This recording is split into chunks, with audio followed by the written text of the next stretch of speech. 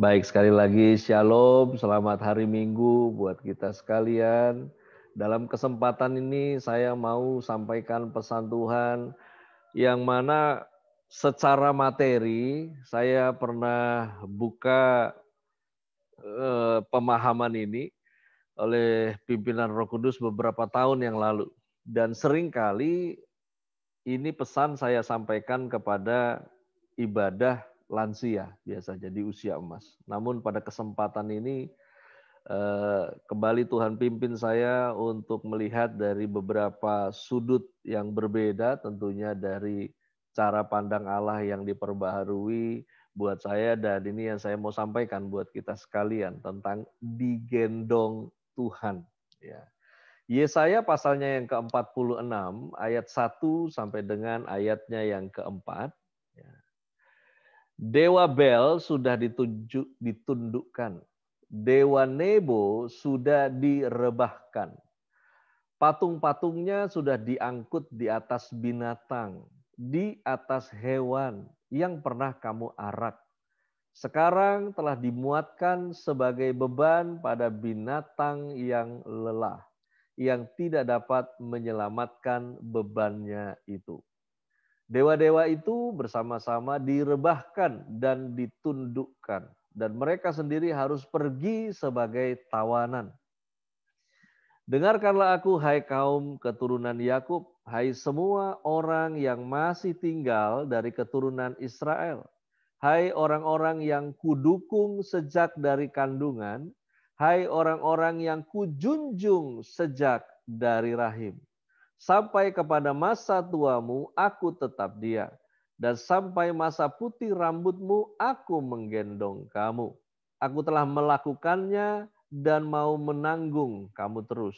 Aku mau memikul kamu dan menyelamatkan kamu. Ya, lagu jadulnya ada nih. Kalau yang generasi sekarang mungkin belum pernah menyimak lagu ini, zaman dulu banget ya.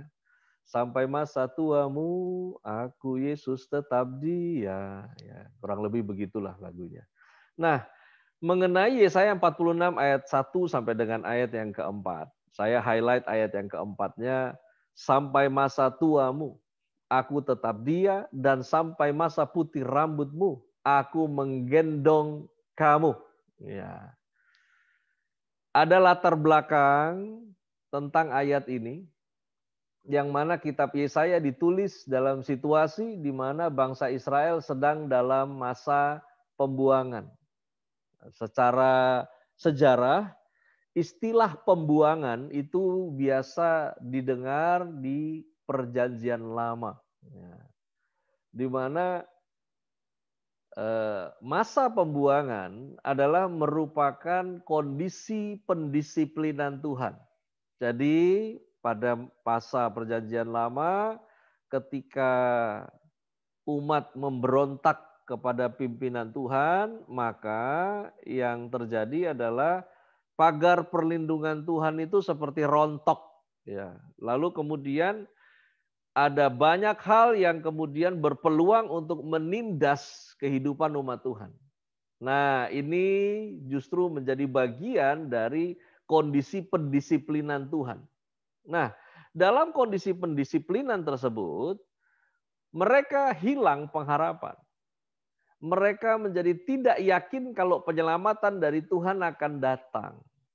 Nah, arti daripada nama Yesaya adalah keselamatan hanya dari Yehova. Nah, Dewa Bel yang waktu di dalam teks ini katanya dewa yang digendong-gendong, sementara dewanya mereka digendong, tapi coba lihat Allah yang kamu percaya nggak digendong, tapi dia yang menggendong kamu, kurang lebih begitu. Pada masa itu ada Dewa Bel namanya. Dewa Bel adalah dewa tertinggi di Babel, yang juga biasa disebut Marduk. Lalu kemudian ada lagi Dewa Nebo. Pada masa itu Dewa Nebo adalah dewa pengetahuan. Tulis menulis, astronomi itu adalah produk dari Dewa Nebo. Ya, memang Agak berbeda antara dewa-dewa Babel dengan dewa-dewa dari Tiongkok. Yang pasti nggak ada dewa mabok di sana. Ya, di sini ada dewa Bel, ada dewa Nebo. Ya. Nah, Yesaya itu ditugaskan untuk membuka pikiran orang Israel bahwa para dewa itu perlu digendong oleh penyembahnya. Berbeda dengan Allah yang justru menggendong umatnya. Kembali kita melihat ayatnya dari apa yang saya mau kita sama-sama melihat dari pimpinan Tuhan kesempatan ini. Dengarkanlah Tuhan. Ya. Orang yang kudukung sejak dari kandungan. Dengarkanlah Tuhan. Orang-orang yang kujunjung sejak dari rahim.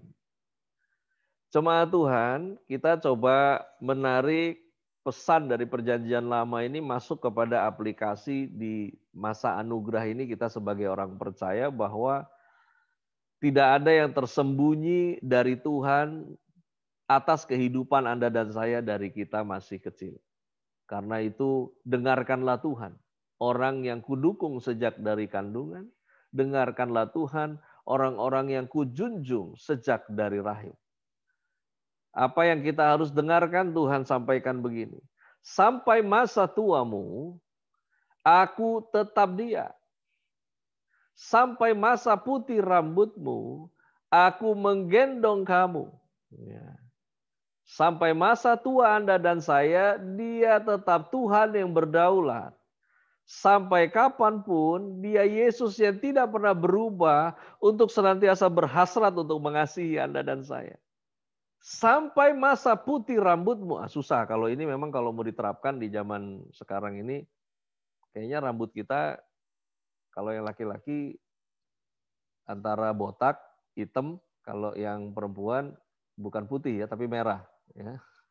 Mungkin kalau ayat jadi upgrade sekarang ini sama LAI mungkin 10 tahun ke depan nanti karena wanita yang ubadan rata-rata ngecat, jadi mungkin sampai masa merah rambutmu, mungkin begitu. Tapi Tuhan mau menanggung kamu terus. Ya, teksnya begitu ya. Tuhan mau memikul kamu.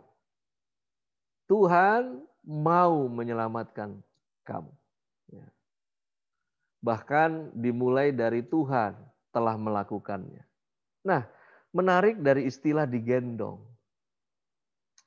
Istilah digendong dalam bahasa Inggrisnya carrier. Artinya adalah mengangkat, membawa, memiliki, memenangkan. Dengan demikian, sampai masa tuamu, dia Tuhan yang mau mengangkat kamu. Dia Tuhan yang mau terus membawamu. Dia Tuhan yang senantiasa mau memilikimu. Dia Tuhan yang senantiasa mau membuatmu berkemenangan. Nah, digendong Tuhan itu aman, saudara. Kenapa Anda dan saya harus lepas dari gendongannya? Adapun hal-hal yang membuat kita lepas dari gendongannya, antara lain yang pertama adalah karena faktor tidak yakin. Tidak yakin kalau Tuhan mendengar dan menjawab doa. Itu yang pertama. Ya, materinya belum pindah tapi nggak apa-apa, nanti Roh Kudus gerakin. Ya. Tidak yakin kalau Tuhan mendengar dan menjawab doa. Yang berikutnya, yang kedua, karena membandingkan janji Tuhan dengan melihat kenyataan sementara. Ini yang membuat kita lepas dari gendongan Tuhan. Yang pertama nggak yakin. Yang repot gini nih, nggak yakin kalau Tuhan dengar dan Tuhan jawab, tapi sebagai orang yang pernah didengar dan orang yang pernah dijawab. Karena kita sering kali melabelkan size pada pergumulan kita. Kalau size-nya segini, ya kemarin sih didengar, kemarin dijawab. Karena size-nya segini. Kalau size-nya tambah lagi, nggak tahu ya, didengar apa enggak. Dia tetap Tuhan yang melakukannya buat Anda dan saya. Tapi ini hal-hal yang membuat kita ini bisa lepas dari gendongan Tuhan. Tidak yakin kalau Tuhan mendengar tidak yakin kalau Tuhan menjawab, walaupun saat ini yakinlah karena Dia Tuhan penjawab doa. Walaupun seringkali yang jadi masalah adalah kita tidak suka pada jawaban Tuhan.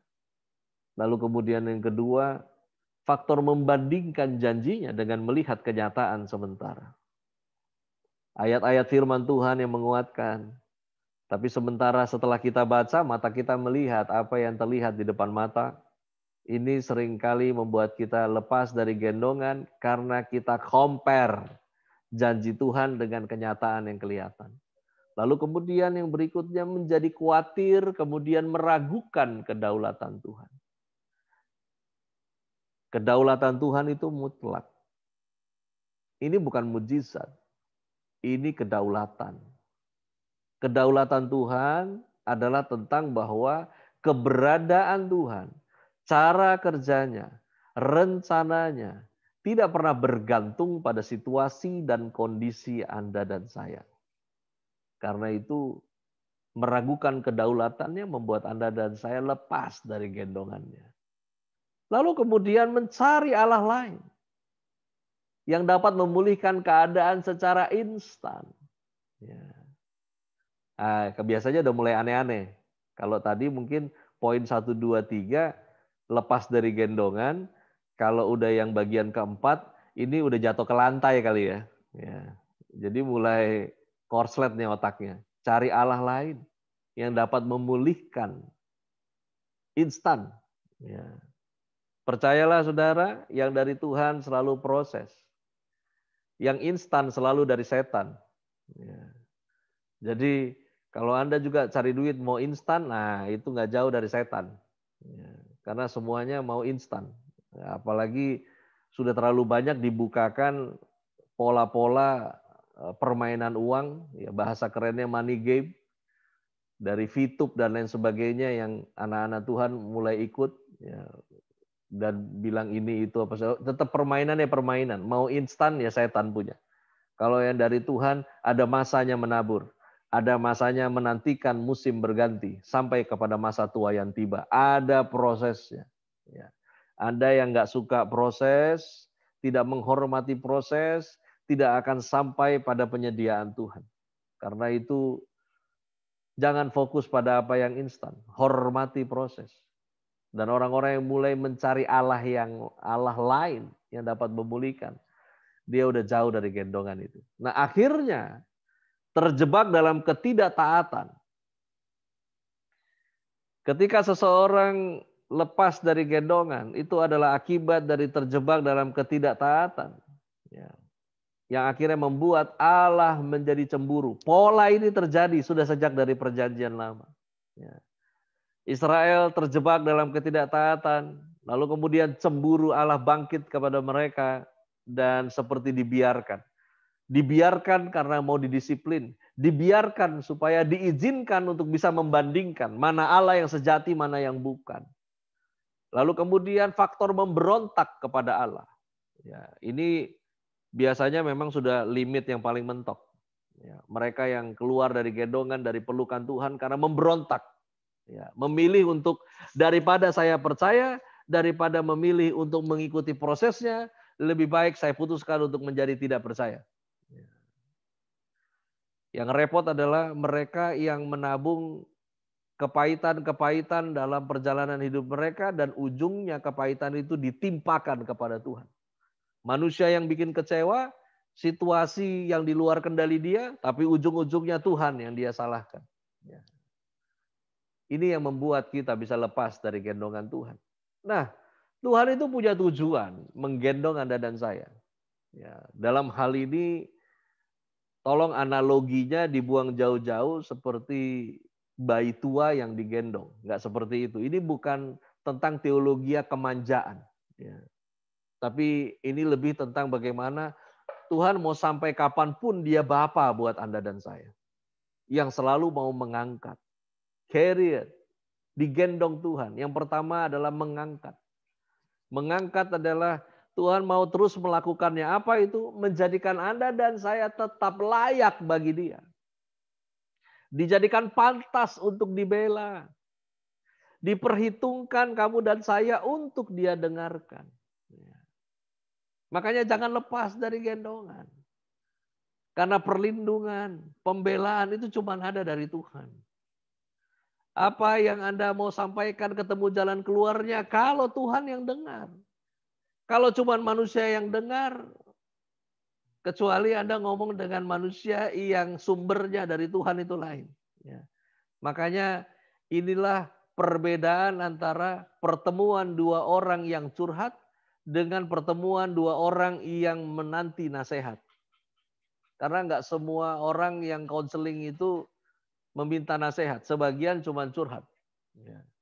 Senang menceritakan keadaannya, tapi memang tidak punya tujuan untuk nasihat. Akhirnya diberi nasihat pun udah pasti mental karena ujungnya memberontak. Tujuan Tuhan menggendong Anda dan saya yang pertama adalah mengangkat. Lalu kemudian yang berikutnya adalah membawa. Carrier. Membawa, dibawa, diarahkan untuk supaya Anda dan saya tetap dalam rencananya. Ya mungkin kalau saya analogi sedikit agak kasar adalah kalau barang yang dibawa itu kan kabin. Kalau barang yang kamu nggak bawa itu namanya bagasi.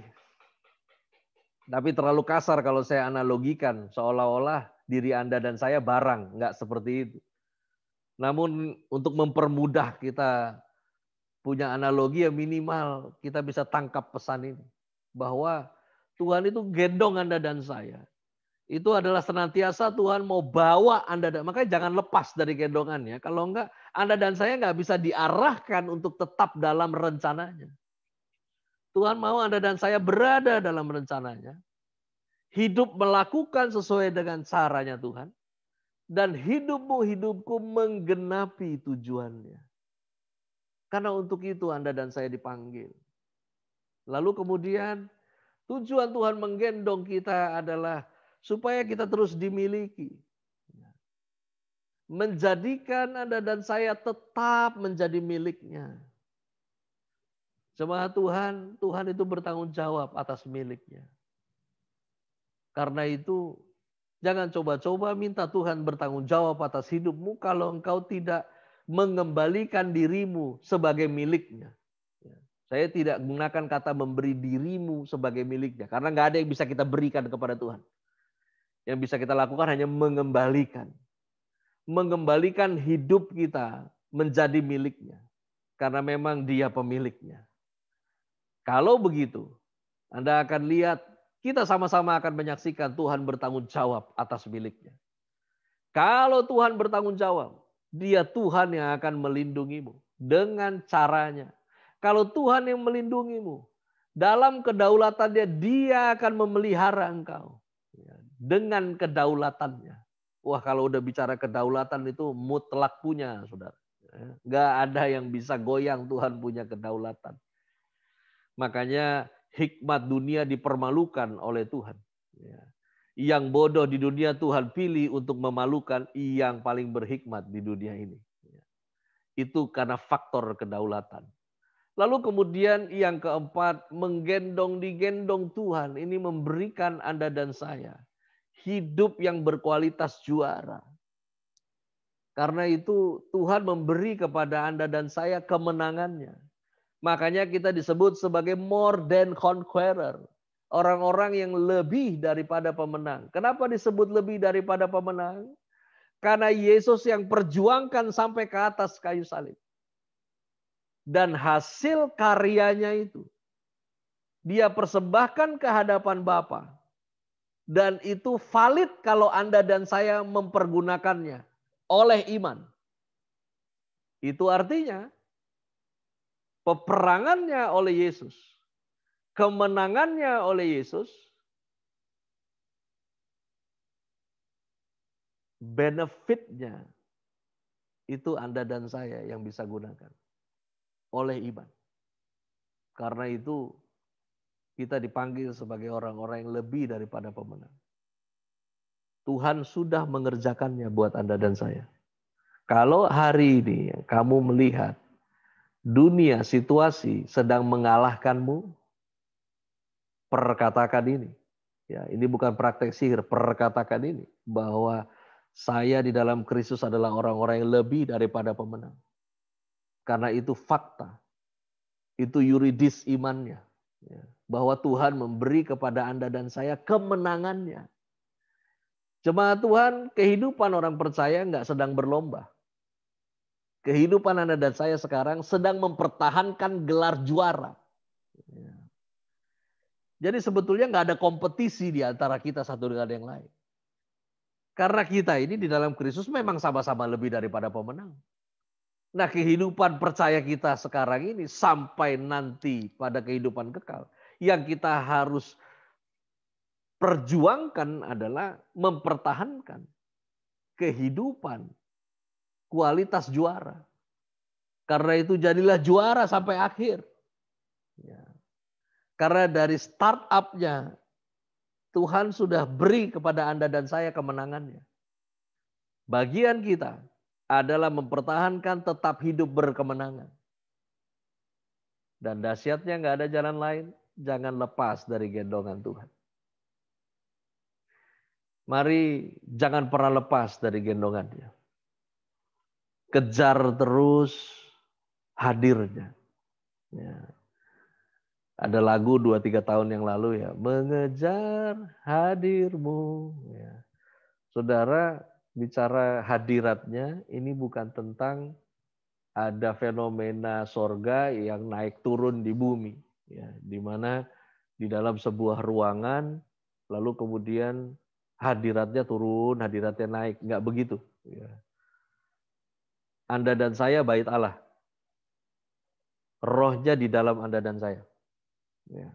Yang kita kejar kalau bicara hadiratnya dikejar setiap waktu, ini bicara tentang bagaimana membuat Tuhan itu makin hari makin terus betah untuk bekerja di dalam Anda dan saya. Karena itu jangan pernah lepas dari gendongan.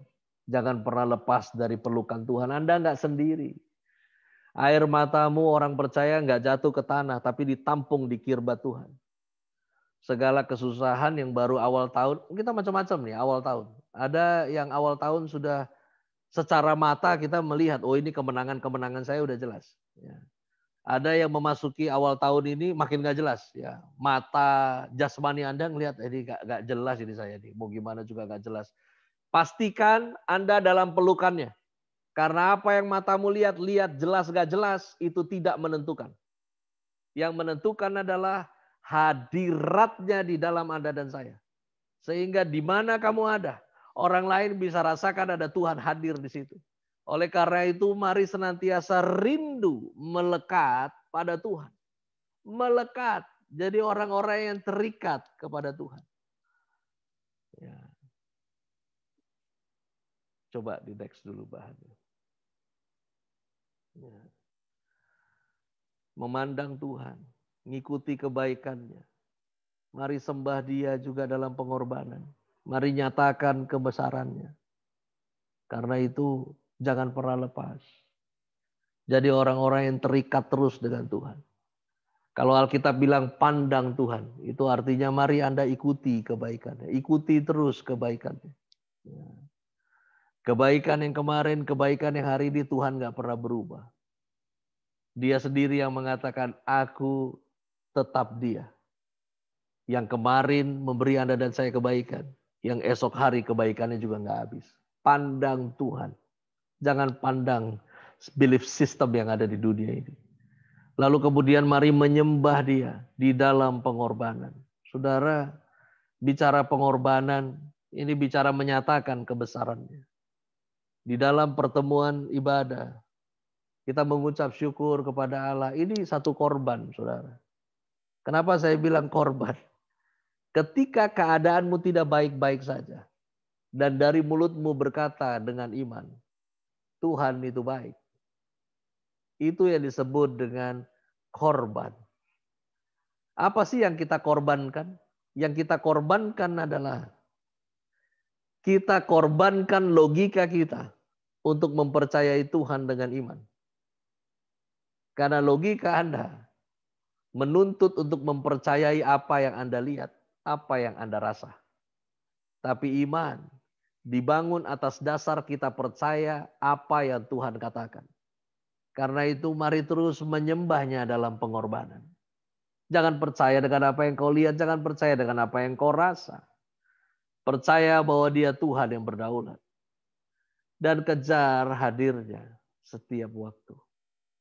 Jangan cuma kemarin, hari ini, besok. Terus melekat pada Tuhan. Mari kita berdoa.